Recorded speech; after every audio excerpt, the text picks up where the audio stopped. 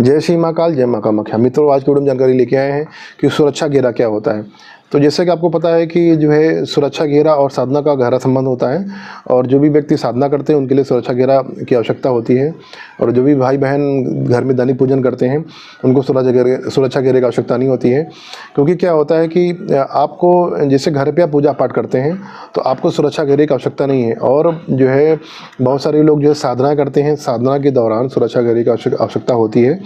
अब बात करते हैं कि किन साधनाओं में सुरक्षा घेरे की आवश्यकता होती है और किन साधनाओं में सुरक्षा घेरे की आवश्यकता नहीं होती है। सबसे पहले बात करते हैं कि देखिए, जो भी साधना है, हर व्यक्ति को सात्विक साधना करनी चाहिए। किसी भी तामसिक, यानी कि आप किसी भूत प्रेत, कर्ण पिशाचनी या किसी ऐसी शक्ति जो बहुत ही निम्न कोटि की हो, जो नकारात्मक शक्ति हो, उसकी उपासना नहीं करनी चाहिए।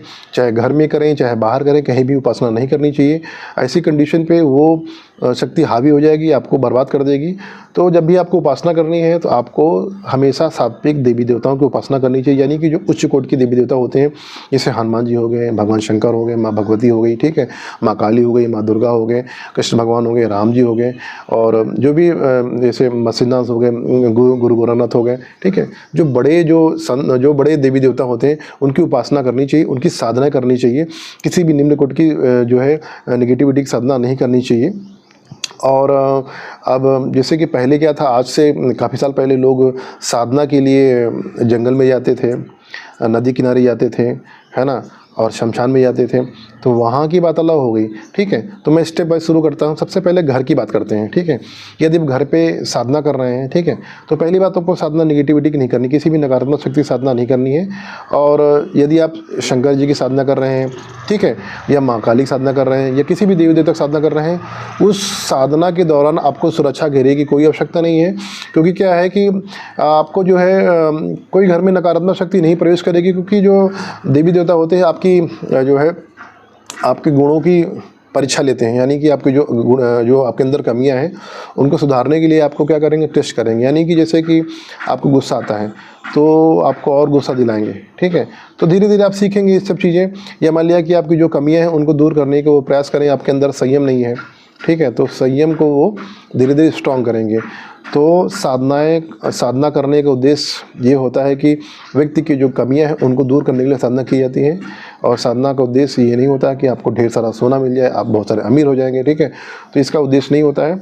बाकी तो जब आप ईश्वर को पकड़ेंगे, उनका ध्यान करेंगे, भजन करेंगे, तो व्यक्ति का जो मिनिमम आवश्यकता होती है वो तो पूरी होंगी। इसके अलावा भी आपकी जो आप जिस लायक हैं, जिस योग्य हैं, वो तो वो पूरा हो जाएगा, निश्चित मिल जाएगा, जो आप चाहेंगे वो होगा।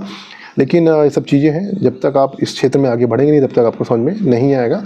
और जैसे कि होली हो गया, दीपावली हो गया, इस दौरान क्या होता है कि हर जो देवी देवता होते हैं, जो भी नेगेटिविटी होती है वो खुल जाते हैं। यानी कि जिनके बहुत सारे लोग घर पे किसी व्यक्ति के द्वारा जो जानकार होता है उसके द्वारा घर पे बंधन लगाया जाता है, उन घरों में सुरक्षा घेरे करने की आवश्यकता नहीं होती है।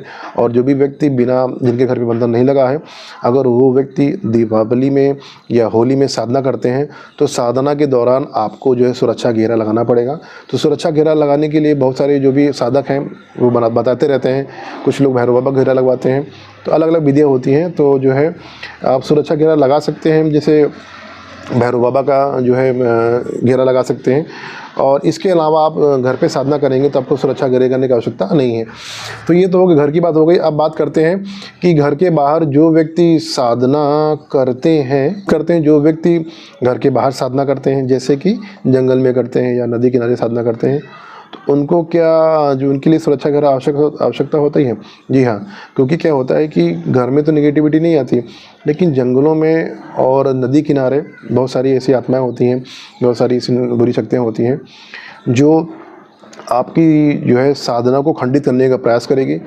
तो मेरा तो आपको परामर्श यही है कि जो है बिना गुरु के आप आगे ना जाएं। आपको किसी नदी किनारे या किसी जंगल में या शमशान में जाके साधना नहीं करनी चाहिए, क्योंकि ये खिलवाड़ है कि आप बिना किसी जानकारी के आप ऐसे मार्ग पे जा रहे हैं कि जो खतरे से खाली नहीं है। तो आपको शमशान में या किसी जंगल में या नदी किनारे आपको साधना नहीं करनी है, क्योंकि मैंने बहुत सारे केसेस भी देखे हैं और सुना भी है कि एक बार एक व्यक्ति नदी किनारे अग्नि बेताल की साधना कर रहा था, तो वो कुछ चूक हो गई, उससे सुरक्षा वगैरह लगा कर रखा हुआ था, तो वो उसकी अग्नि बेताल ने उसके ऊपर हमला कर दिया, तो वो जलता जलता वो मर गया।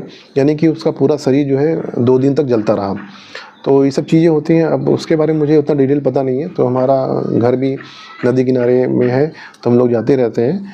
तो इस तरह से बहुत सारी घटना सुनने को मिलती हैं। तो आपको कुछ ऐसा नहीं करना है, घर पे ही भक्ति करना है। आपको घर पे ही जो भी मंत्र जप करना है मंत्र जप करिए, और नदी किनारे मंत्र जप कर सकते हैं, कोई दिक्कत नहीं। मंत्र जप करने में कोई समस्या नहीं। अगर आप गंगा स्नान करने जाते हैं या नर्मदा स्नान करने जाते हैं, वहाँ बैठकर आप जो है, जो आपका मंत्र है उसका जाप कर सकते हैं। आपको वहाँ सुरक्षा घेरा लगाने की आवश्यकता नहीं है। लेकिन कंडीशन ये है कि जब आप साधना करेंगे तो रात में नहीं करेंगे। रात में तो आपको जो है सुरक्षा घेरा चाहिए। रात में आप नदी किनारे जब आप साधना करेंगे, क्योंकि रात में तो यक्ष का समय हो जाता है। यक्ष जो है नदी में स्नान करने के लिए आते हैं, और बहुत सारी नेगेटिविटी है, बहुत सारी आत्माएं वहाँ पे, और बहुत सारे सब चीज़ें वहाँ पे आती हैं। तो रात में तो आपको किसी गुरु के ही पूछ के जाना पड़ेगा। दिन में आपका कोई दिक्कत नहीं। रात में रात्रि साधना के लिए आपको जो है नदी किनारे नहीं करना है, ना ही कहीं पे जाना है। तो घर पे रहिए, सुरक्षित रहिए, साधना करिए, और जो प्रश्न हो पूछते रहिए। तो मिलते हैं नए वीडियो में। जय श्री महाकाल, जय माँ कामाख्या।